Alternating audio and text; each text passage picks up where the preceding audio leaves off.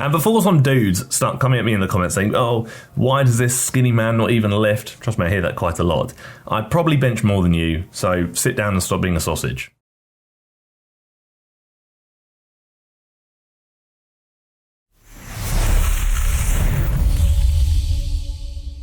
Well, I told you this was going to happen, and guess what's happening? The thing that I told you. Long story short, we're going to do a video about LeanBeefPatty, talk about her bench PR, back and bicep workout. I know what you're thinking, why benching on a back day? And we're actually going to discuss that and why that actually might be a bit of a thing. But before I do so, I'm going to present you with another deal. If throughout this entire video you actually learn something from this video, or actually maybe even potentially enjoyed this video, which is probably unlikely, you might actually be more likely to learn something, so we'll go with the former. All I would say is I would very much appreciate if you did subscribe to the channel, as it does very much mean a lot, and it does help the channel out. But again, only if you learn something from the video. I'd probably actually dislike the video, maybe even unsubscribe from the channel, and maybe even drop me a message telling me my dog doesn't really love me. First thing we're going to address with the old bench press setup. One thing that people actually often get wrong is when they do a bench press, they obviously isolate that to an upper body lift, as you would. In doing so, you often neglect the fact that you have to maintain tight throughout the body, because when you think about it, some of your planting factors here will be your feet. Your feet are stabilizing you on the floor and also potentially driving some pressure in as well. So what we want to do is ensure we are pushing a lot of pressure through the feet. And you'll notice one thing she's doing really well here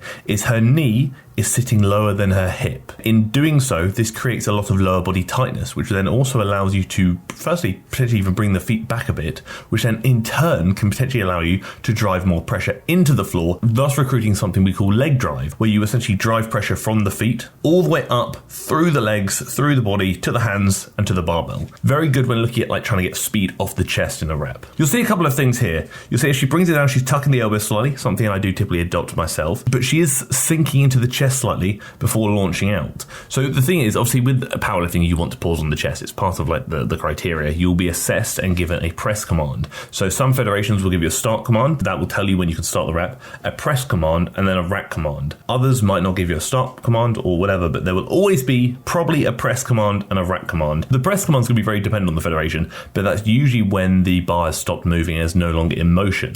The thing when doing reps where you are sinking it a little bit is that there is arguably constant motion there, which then in some federations might not allow a press command. She did compete, she did fine on the bench press, actually did really well on the bench press, so obviously in her federation it wasn't flagged as a concern, but some federations might be a bit more strict, or some judges actually might be a little bit more strict as well. The thing is, when you sink into the chest, you can risk potentially losing a bit of tightness, but what it can also then help you with is potentially getting a bit more oomph and bounce off the chest, especially when you're trying to utilize a lot of leg drive, as again, a lot of people do struggle in the bottom portion of the rep, depending on how wide they go. I often find people who typically adopt a wider grip might struggle a bit more at the chest, whereas people who typically adopt a bit of a narrower grip might struggle a bit more at lockout. That's probably shifting over to how much the triceps are getting involved. Another story for another day. I think she's going for a PR. She's going for a PR. Let's assess. So strong arm rack, bum planted, feet planted, legs locked in, big chest.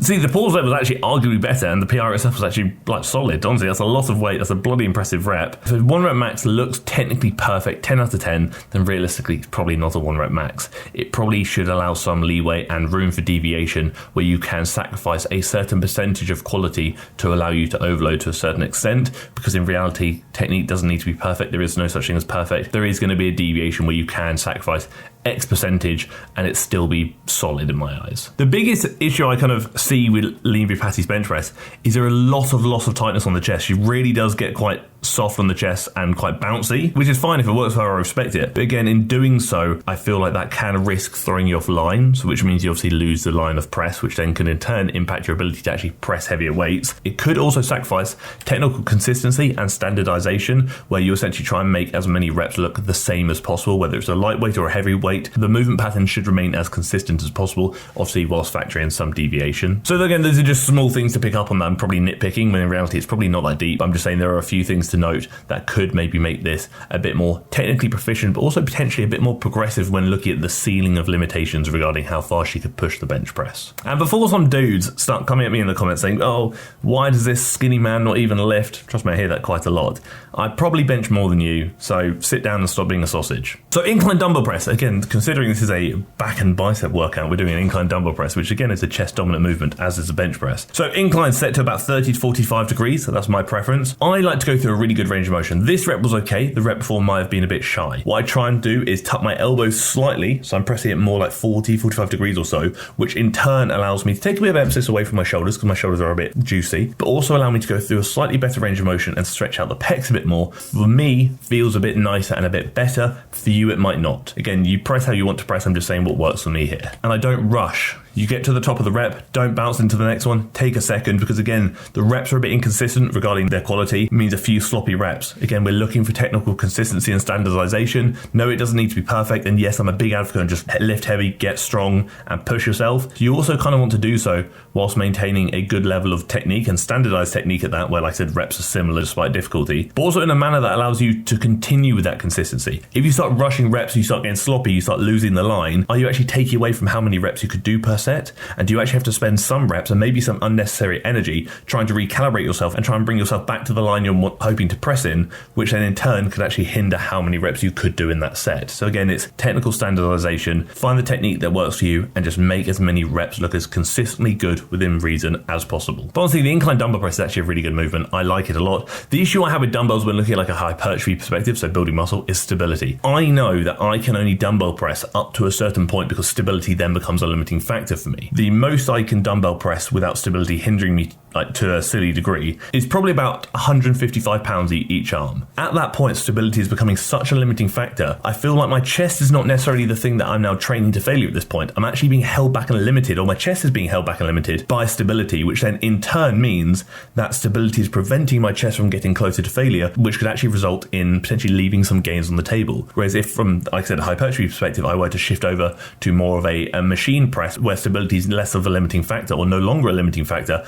I could take my chest closer to failure, thus get more effective reps for the chest, thus potentially promote more growth. Does that mean I don't dumbbell press? Absolutely not. I think working on the stability is actually probably quite important. Realistically, not everyone here is looking at like purely focusing on hypertrophy. Some people might be interested in powerlifting, some people might be interested in just general training in themselves, but when it comes to building muscle and solely building muscle, stability is one thing we really want to try and avoid considering due to choosing typically more stable movements. If anybody actually cares and you fancy it, click the link down below so you can either apply to work with myself, Ryder, or Beth on a one-to-one coaching basis where we can coach you towards your goals online. Hop on a Zoom call, let's have a chat and see if there's anything we can do for you. Also, if that doesn't appeal, have a look at the group coaching, which costs less than $1 a day, or have a look at the TFNL workout guides, which are all linked on the TFNL website, which can cater for both gym workouts, home workouts, and all sorts. So if any of those things tickle your pickle, have a look at the description and see what's going on in there. So this is interesting. She's gone from the dumbbell press to a bicep movement, essentially bicep / brachialis, which is a muscle underneath the bicep, before going to back. The reason why I typically avoid doing so is if you do so, your kind of elbow flexor muscles, being like the brachialis and the biceps and whatnot, typically then actually become limiting factors when looking at back training, when in reality, again, you want your back being the target musculature to fail, not external variables like your biceps and maybe the smaller synergistic muscles. But the technique is fine. What I would say is maybe come a little bit higher, but realistically, I can't really fault this technique too much. Like I said, just maybe a bit higher at the top regarding a bit more elbow flexion. Beyond that, it's fine. There's nothing wrong with it. Whether you do them alternating or both arms at the same time, completely up to you. It's probably not that deep. Whether you do them standing or seated, also up to you. Also probably not that deep. Honestly, that was bloody solid. That's really clean technique and I respect it. Seated cable row. I already know something's going to happen here and we're going to address it. First thing you see, she's adopting an overhand grip. That's relevant. She's adopting overhand grip and then as she rows goes into a neutral grip. This to me would imply the primary focus of this row variation might be the lats. So realistically, when you're training lats in like a rowing position, you want to keep your upper arm as close to the body as possible. So again, that elbow as close to the body as possible. When you're in a neutral grip position, that's quite easily doable. When you rotate your hand slightly and pronate that grip doing this, by default, your elbows shift away slightly. If your elbows shift away slightly, you're potentially shifting emphasis away from the lats and maybe more towards the traps, the rhomboids, the rear delts,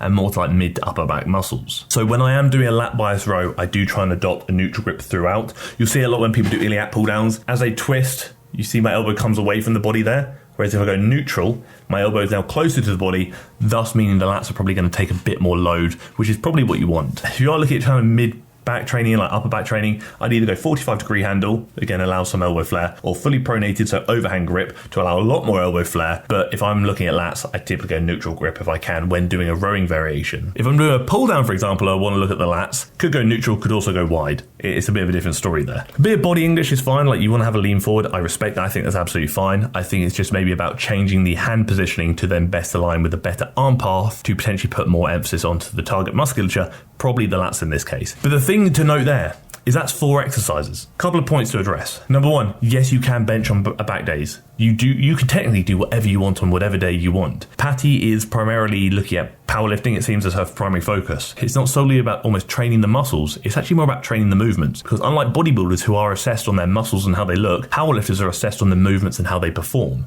So your ability to squat, bench, and deadlift to standard. When I was powerlifting, or when I coach powerlifting clients, which I do quite a few of, you might actually end up benching 4 days a week perhaps, and you can do that. You might even squat and bench on the same day, because again, it's not just about training muscle groups. You might have a squat and bench session and then lower body accessories. You might have a deadlift and bench session and then pulling accessories. Do you mean you have your primary movements maybe, and then your accessories, which could be anything you want. It could be lower and back in those accessory days. It really does depend, because again, you let focus less about just training for the muscular perspective and more about training how to better improve that movement. Okay, you're weak in this area on the bench press, so we'll do an accessory that aligns with this, which does this and this and this. Or you're undeveloped in this area and a bigger muscle has the potential to be a stronger muscle, therefore we'll do this and this and this. There's a lot more variety when it comes to that kind of side of training, because you can train for the muscles and for the movements. It's a mixture and it's quite fun. So if you're ever considering powerlifting, I would recommend it. It's a great laugh. The other point to know is volume. Patty, very well developed physique, incredible physique, very strong individual, clearly pretty solid when it comes to hypertrophy and her muscular development, but also pretty solid when it comes to her strength, so powerlifting. She only did 4 movements in that session, and I guarantee many of you at home are doing more than 4 movements per session. But what I'm trying to say is you don't need to. When I was powerlifting, I probably did too much volume than I should have, and that probably led to a lot of injuries and issues I then faced, but I was also a lot younger and my education was probably lacking. But then when I shift over to more bodybuilding style training, which is my primary focus right now, my volume is a lot lower than you might think. I will typically do myself anywhere from 5 to 6 exercises per session, even 4 exercises per session. That's absolutely fine. Especially when you're close to competition, do less. A lot of clients I coach for powerlifting will probably only do 4 to 5 exercises per session leading up to competition, because again, you're not looking at packing on loads of muscle, you're not looking at getting much stronger, you're looking at refining to then better perform on the day that matters, which is your competition day. You do not need to do a lot. You could probably justify doing a bit more off season when you're away from competition, but when it's close, you got to worry about your fatigue and your recovery, because the last thing you want is to underperform on the day because you're over fatigued and under recovered. But even in general, you're probably doing too much at home. Genuinely, for when it comes to like building muscle, I do anywhere from 4 to 10 working sets per week for me personally. When it comes to strength training, you also probably don't need to do stupid amounts either. Like honestly, you're probably doing too much. I'd always say do less and get the most out of as little as possible. Progressively overload till you can't do any more, and then you can add from there. It's much easier to add than it is to take away. But again, like with all my videos, this is just simply my opinion, and I'd love to hear yours. And actually, I'd be curious, how many exercises do you do per workout? So let me know in the comment section below and let's assess. But until the next one, thank you for tolerating me. Thank you for tolerating a very prolonged waffle about not a lot of exercises. And thank you for tolerating the video.